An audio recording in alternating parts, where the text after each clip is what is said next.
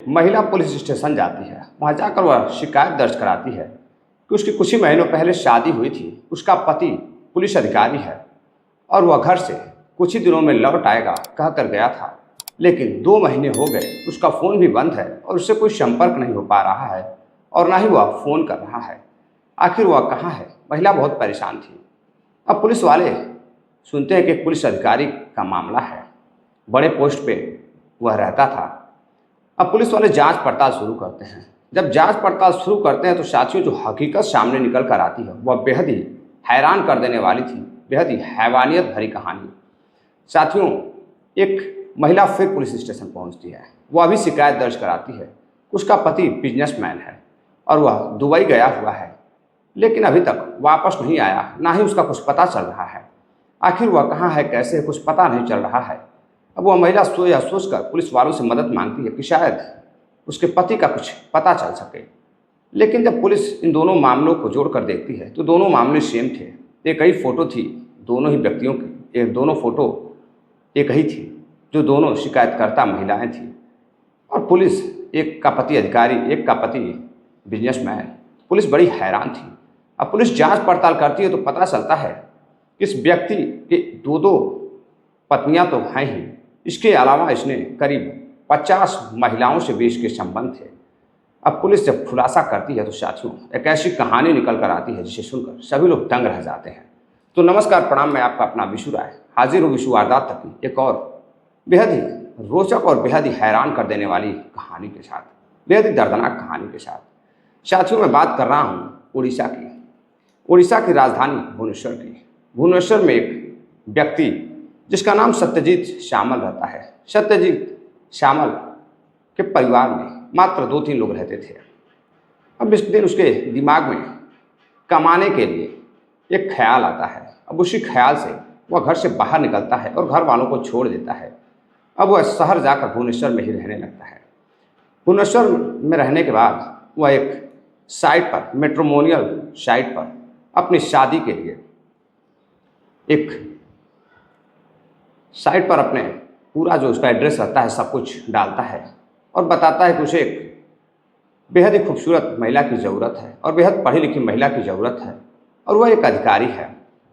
अब सत्यजीत श्यामल एक बड़े पोस्ट का अधिकारी रहता है। अब जैसे ही यह पोस्ट वह डालता है वेबसाइट पर, मैट्रिमोनियल की साइट पर, तभी एक भुवनेश्वर की ही रहने वाली महिला मोनिका, जिसका पति कुछ साल पहले कार एक्सीडेंट में उसकी मौत हो चुकी थी, अब वह विधवा थी और एक बच्चे की माँ थी। अब वह भी शादी करना चाहती थी। घर वाले शादी की तलाश कर रहे थे, लेकिन कोई विधवा लड़की महिला से जिसका एक बच्चा भी है, उससे शादी करने को कोई तैयार नहीं था। तब तो उसके दिमाग में ख्याल आता है कि अब बच्चे का पालन पोषण तो ऐसे होगा नहीं, एक काम करते हैं कि क्यों ना वह भी मैट्रिमोनियल की साइट पर जाकर लड़के की तलाश करें और अपनी भी जो भी जानकारी है वह शेयर करें। अब मैट्रिमोनियल की साइट पर वह अपनी जानकारी देती है। अपना नाम मोनिका बताती है, उम्र 30 साल बताती है और एक बच्चे की माँ भी है और उसे एक लड़के की तलाश है जिससे वह शादी करना चाहती है। तभी अगले दिन उस पर एक फ़ोन आता है। जब वो फ़ोन रिसीव करती है तो पता चलता है कि सामने वाला एक बहुत बड़ा अधिकारी है और वह अभी उसकी शादी नहीं हुई है। अब यानी कि वो अविवाहित है। अब सामने वाला व्यक्ति कोई और नहीं बल्कि सत्यजीत श्यामल रहता है। सत्यजीत श्यामल उस महिला से पूछता है कि उसके पति क्या करते थे, उसकी आय कितनी है, कितना दहेज मिलेगा। अब जो विधवा नारी मोनिका थी वह कहती है, देखिए, अब जो हमारे ससुराल वाले और मेरे घर वाले मिलकर शादी करेंगे, अब वह जो देंगे वही मेरे पास है। मेरे पास मेरे ससुराल का गहना है और कुछ पैसे हैं, बाकी आपकी जो डिमांड होगी वह घर वाले अगर पूरी करने के लायक होंगे तो वह पूरी करेंगे। अब सत्यजीत श्यामल उस विधवा मोनिका को बुलाता है। उस महिला को बुलाकर भुवनेश्वर के एक होटल में मिलता है। अब होटल में रात में डिनर करता है और बातचीत होती है। और जब महिला घर जाने की बात करती है मोनिका, तो वह कहता है कि एक काम करो कि आज रात यहीं रुको, मैं देखना चाहता हूँ कि आखिर तुम कैसी हो, तुम्हारे अंदर क्या खासियत है। मैं एक ऑफिसर हूँ तो मुझे एक ऐसी महिला की ज़रूरत है जो मेरे साथ साथ मेरे परिवार को भी चला सके और मेरे ना रहने पर मेरी संपत्ति को भी संभाल सके, क्योंकि करोड़ों में उसकी संपत्ति है। अब महिला को लगता है कि बहुत पैसे वाला व्यक्ति है। अब उस अधिकारी से बात करते करते वह अब उसके बातों में आ जाती है और वह उसे शारीरिक संबंध बनाने के लिए मजबूर कर देता है। अब मोनिका उसके साथ पूरी रात होटल में गुजारती है और अगले दिन वह उससे बात करता है और फिर कहता है फ़ोन पर कि देखो उसे कुछ पैसे की ज़रूरत है, बहुत जल्द वह पैसे दे देगा, और जो दहेज का पैसा है करीब 10 लाख रुपए उसे पहले ही चाहिए। अब महिला घर वालों से बातचीत करती है, घर वाले भी उससे मिलते हैं। मिलने के बाद लड़का काफ़ी अच्छा लगता है और उसकी सोशल मीडिया से जो वह सोशल मीडिया यूज करता था, अब घर वाले भी उस पर जांच पड़ताल करते हैं तो पता चलता है कि वाकई में लड़का कई पुलिस थानों में इसकी ड्यूटी थी और कई फ़ोटोज़ वगैरह उसकी पड़ी थी। अब देखकर घर वालों को यकीन हो जाता है कि वाकई में सत्यजीत एक ऑफिसर है, बड़ी पोस्ट का ऑफिसर है। अब घर वाले शादी के लिए तैयार हो जाते हैं और लड़के को 10 लाख रुपए नकद दे देते हैं और कुछ ही दिनों बाद वह विधवा महिला से शादी करता है और करीब 8 से 10 दिन उसके साथ गुजारता है और फिर वह उस महिला से कहता है कि वह अब कहीं बाहर जा रहा है, उसकी पोस्टिंग हो गई है, वह बहुत जल्द घर लौटेगा। अब वहाँ से वह पोस्टिंग करा कर तो चला जाता है बता करके, लेकिन वह घर नहीं लौटता है। 10 दिन हो जाते हैं, महिला के अपने पति सत्यजीत से बात नहीं होती है। अब मोनिका परेशान होती है, परेशान होकर अपने घर वालों को यह बात बताती है। घर वाले भी जांच पड़ताल करते हैं तो सत्यजीत का ना कुछ पता चल रहा था, ना ही जो वो एड्रेस दिया था जिस घर का वहाँ पर मिलता है। अब वह परेशान होकर पुलिस के पास जाती है, शिकायत दर्ज कराती है अपने पति के गुमशुदगी की। तभी पुलिस जब जांच पड़ताल कर रही थी तभी पता चलता है कि एक कोलकाता की रहने वाली लड़की रश्मि ने भी शिकायत दर्ज कराई है कि उसका भी पति बिजनेसमैन है और वह भी शादीशुदा है, यानी कि उससे शादी की है और शादी करने के बाद उसका भी पति लापता है, कुछ पता नहीं है। अब पुलिस जब दोनों मामलों को जोड़ती है तो पता चलता है कि जो फोटो है दोनों के पति की वह सेम है। अब पुलिस को लगता है कि जरूर इसमें कुछ झालमेल है। अब पुलिस जांच पड़ताल आगे बढ़ाती है और जब साथियों पुलिस जांच पड़ताल को आगे बढ़ाती है तो और भी खौफनाक हकीकत आती है। दरअसल कोलकाता की जो लड़की रहती है रश्मि, वह अविवाहित थी, वो बहुत ही अच्छे कॉलेज में पढ़ी लिखी थी और उसे एक अधिकारी से शादी करने की लत थी। उसके घर वालों से जिद थी कि वह जब भी शादी करेगी तो एक अधिकारी से करेगी। तभी वह मैट्रिमोनियल की साइट पर देखती है कि एक व्यक्ति बहुत ही हैंडसम जो है बिजनेसमैन व्यक्ति है।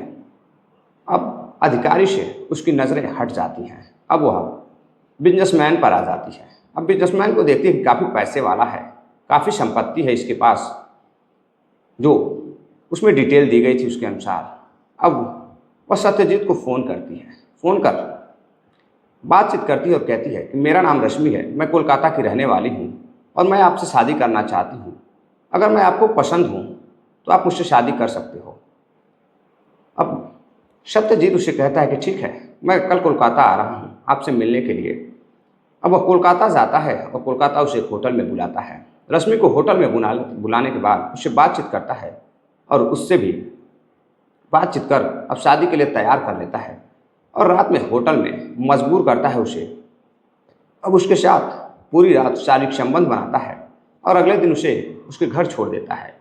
अब कुछ दिनों बाद घर वाले भी उससे मिलते हैं, देखते हैं लड़का काफ़ी हैंडसम है, काफ़ी पैसे वाला है, लग्जरी गाड़ी से वह मिलने के लिए गया हुआ था, अच्छे खासे कपड़े, देखने में लग रहा था कि कोई वाकई में बड़ा बिजनेसमैन है। अब जब उससे पूछताछ होती है तो वह बताता है कि उसका दुबई में कई कंपनियां चलती हैं, कई फैक्ट्रियां चलती हैं और वह मुंबई रहकर मुंबई से ही देख रेख करता है और कई बार कई महीनों के लिए दुबई भी जाता है।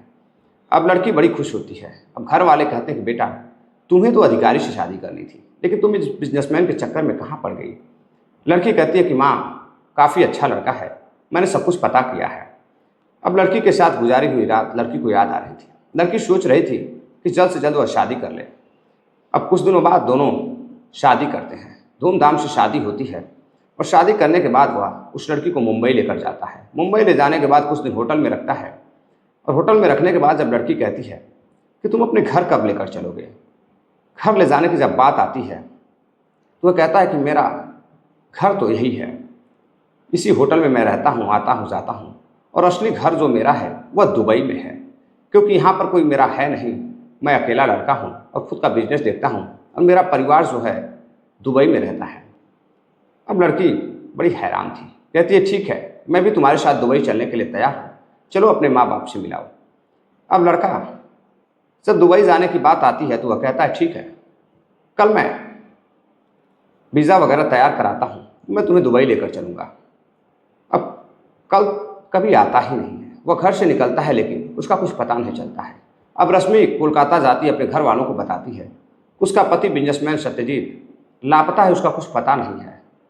अब घर वाले जाकर मुंबई में शिकायत दर्ज कराते हैं कि उसका पति सत्यजीत घर से वीज़ा बनवाने के लिए निकला था लेकिन उसका कुछ पता नहीं है और वह दुबई में काम करता है। पुलिस जांच पड़ताल में जुटी थी। अब पुलिस जांच पड़ताल में उधर जुटी थी और उधर मोनिका अपने पति की तलाश कर रही थी, लेकिन कहीं से कुछ पता नहीं चल पा रहा था। अब ऐसी ही एक लड़की दिल्ली की लड़की जो कि विधवा रहती है, उसका पति कैंसर से पीड़ित था, उसकी मौत हो चुकी थी करीब 6 साल पहले।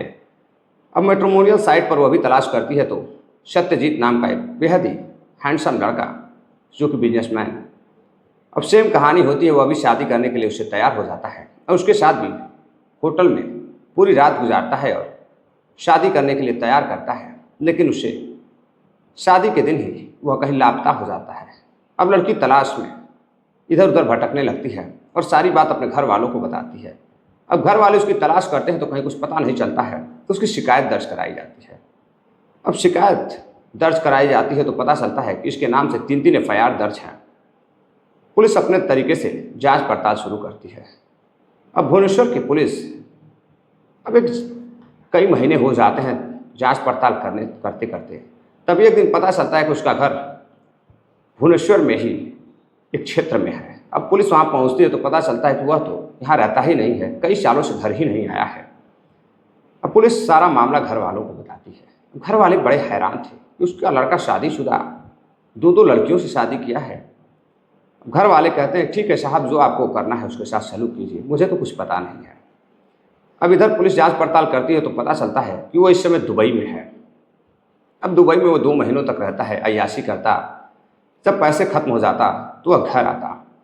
अब एक दिन जब वह दुबई से वापस भारत लौटता है तो पुलिस उसे एयरपोर्ट पर ही गिरफ्तार कर लेती है।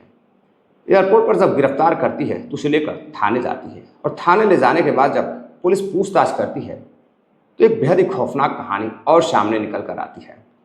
अब सामने मोनिका को बुलाया जाता है, रश्मि भी आती है और दिल्ली की वो लड़की भी आती है। तीनों लड़कियों को इन्फॉर्म कर बुलाया जाता है तो तीनों लड़कियों के सामने उसे बैठाया जाता है। अब तीनों लड़कियों के सामने वो अपना जुर्म कबूल करता है और जब खुलासा होता है तो पुलिस एक और खुलासा करती है, बेहतरीन खुलासा।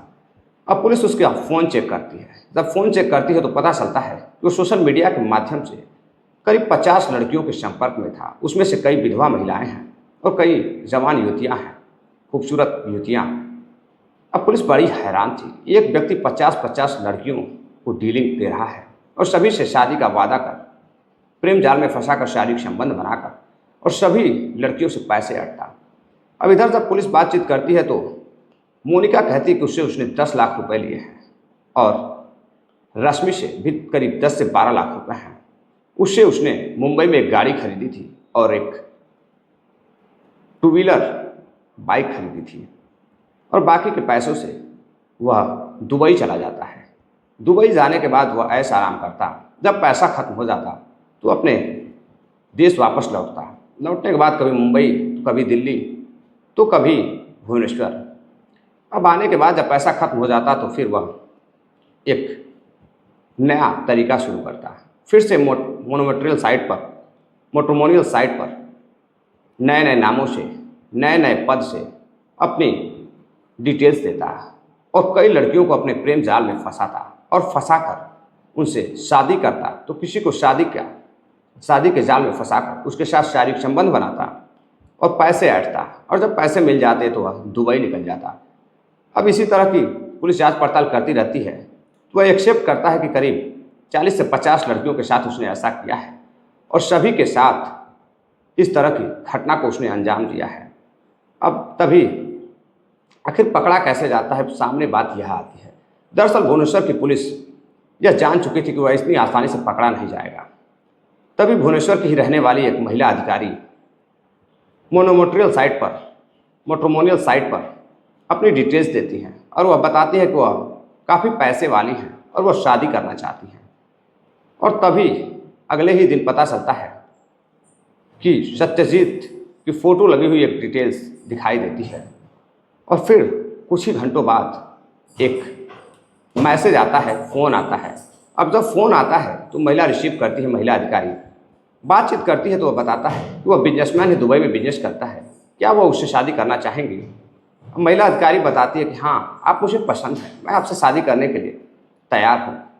अब उन्हें मिलने के लिए वह भुवनेश्वर जाता है और भुवनेश्वर जैसे ही वो एयरपोर्ट से बाहर निकलता है वैसे ही पुलिस उसे गिरफ्तार कर लेती है और गिरफ्तार करने के बाद थाने ले जाती है। अब यह तो थी पुलिस की गिरफ्तारी, यानी कि पुलिस ने कैसे उसे गिरफ्तार किया।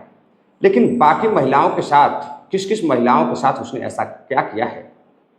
अब पुलिस आज भी शिकायत जितनी भी उसके नाम से दर्ज हुई है, करीब 5 से 7 और 5-6 महिलाएं सामने आई हैं जिन्होंने ये बताया है कि उनके साथ ऐसी घटना हुई है।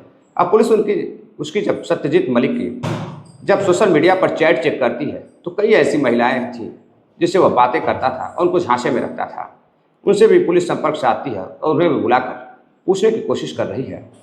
तो साथियों, ये थी एक ऐसी कहानी जो लोग मैट्रिमोनियल साइट पर शादी विवाह करते हैं।